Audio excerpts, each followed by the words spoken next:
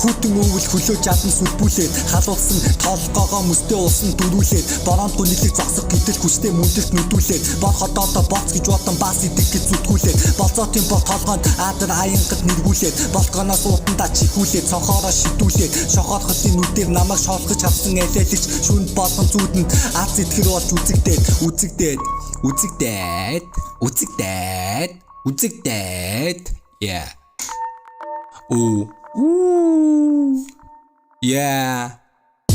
Шоргоол гэж бодсон өөрийгөө шороон даруул чивтгэдэй далайн улсыг хүртхийг хүслээ давсгүй хол идэхтэй хүзүг минь яг л цус орогч минь тамшаална хүн болон өөдөөс яг л хогноос минь цагцаатай тэрэ шахуулаад дараа нь гараа тастуулаад тэрхээ асаагаад эцэн дээрээ унтраагаад үстэй зулгаагаад өвс ногоо мэд хураагаад тилээгээ суугалж аваад хүзүүгээрээ орооно yeah.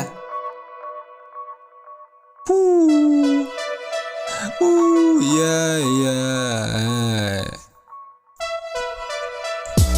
Харанхуу газар намайг үхүүлэн модон биш хүн толгоогоос үхтүүлэн харандаага үзүүлэн гэхдээ нүдэрээ хутаг ашиглах байцаа зулгаан зүгхэн шүдэрээ чөлөөсөн байна өөрийгөө би зүгхэн хөлөө хөрөөдөж өвдөлтгөл мэдрэмжийг дарахгүй улам чөлөөлөж ус дутагдаг учраас би цус улсадаг улаан өнгө хачгаараа донтож улам дуулдаг yeah.